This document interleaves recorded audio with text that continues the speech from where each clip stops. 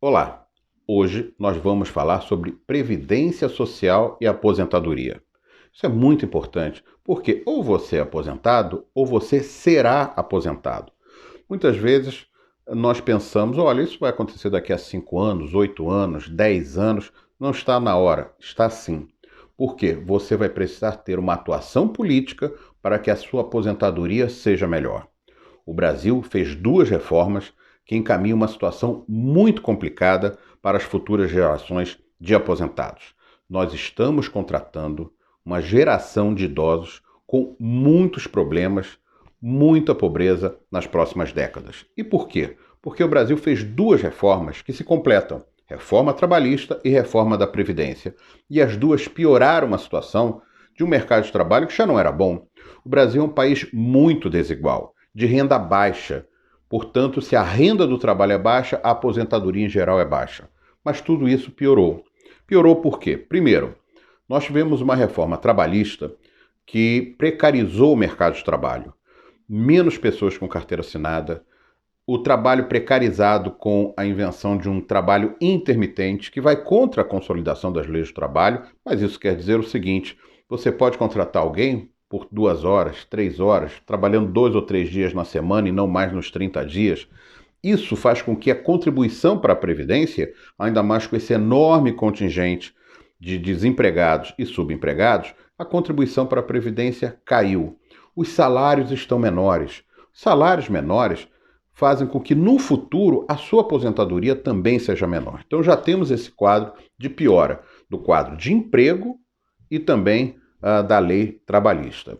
E depois veio a reforma da Previdência. E essa reforma da Previdência fez com que não só se passasse a exigir mais tempo para uma aposentadoria teoricamente integral, os homens só se aposentam agora com 65 anos e as mulheres com 62, como o cálculo para essa aposentadoria piorou para o trabalhador.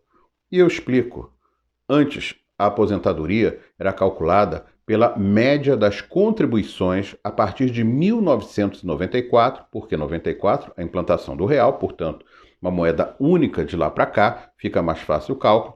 A partir de 94, pelas 80% maiores contribuições. Portanto, a cada 100 contribuições, você tirava as 20 menores, portanto, a sua média salarial ficava maior. Por que isso? Ao longo da sua vida, você passa por vários empregos, é o normal. Pouca gente começa e termina na mesma empresa.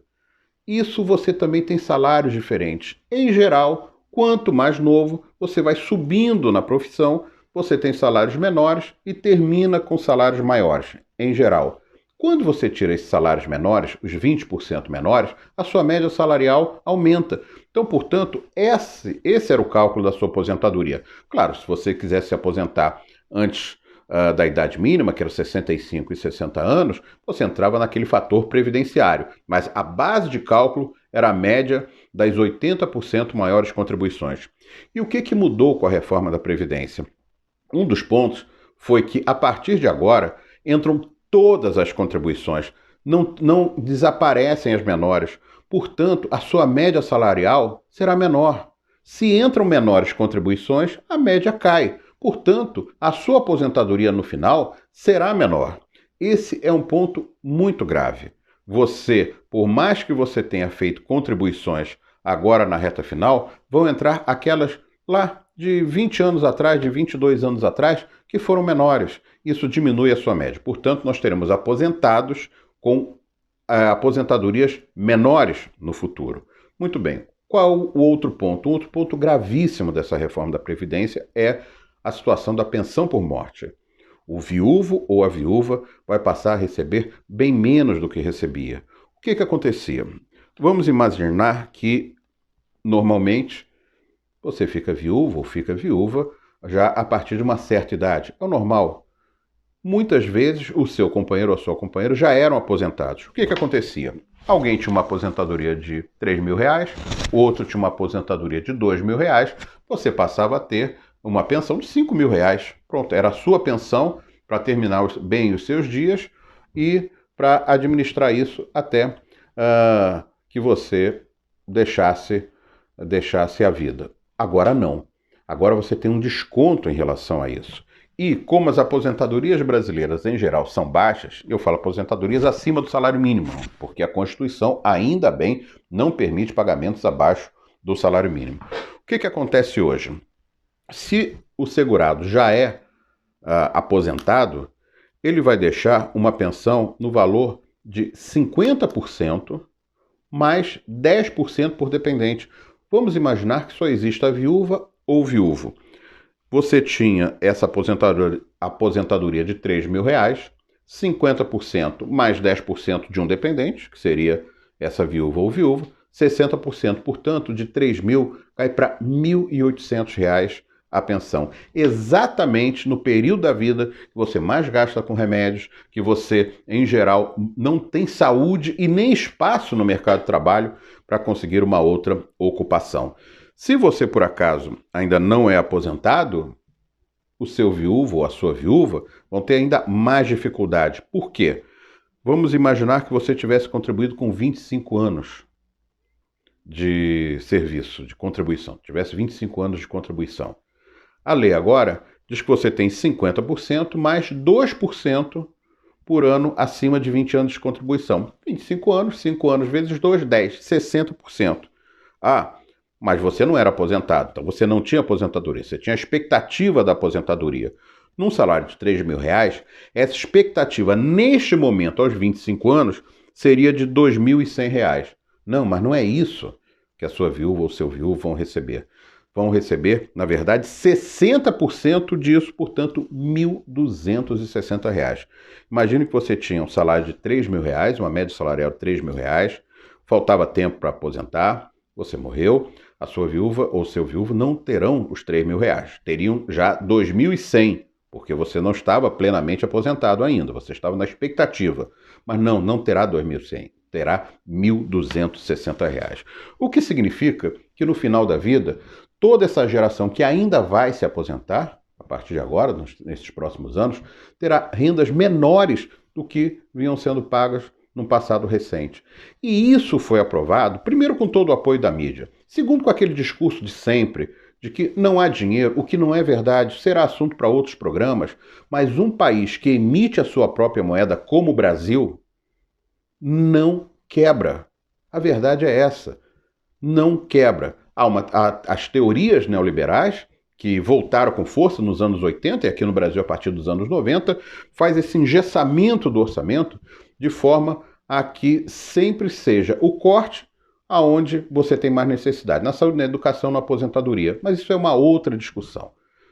O que se fez aqui foi juntar a base do governo, que é muito parecido com a base do governo Temer, né? Ou seja, partidos de direita e de centro-direita, e até algumas dissidências aí, em alguns partidos de centro-esquerda, para aprovar mais esse arroxo, mais essa austeridade, o que tira rendimento da população brasileira no período que ela mais vai precisar, ou seja, no período da sua terceira idade. O que foi feito, sem que isso fosse debatido a sério na sociedade, porque a mídia escondeu, é a contratação, como eu disse, de uma geração de idosos com muitos problemas em pouco tempo. Mas é possível mudar. Você vai ter que ter uma ação política maior. Tem que se envolver, não tem jeito. Porque se você não se envolve, outros se envolvem. Os ricos se envolvem nesse processo. Então você precisa ficar atento na eleição do ano que vem para Câmara e Senado.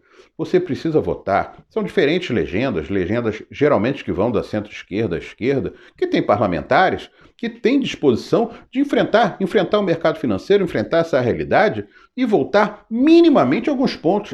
A aposentadoria por pensão como está é um absurdo. É um absurdo você deixar o viúvo ou viúva numa situação dessas.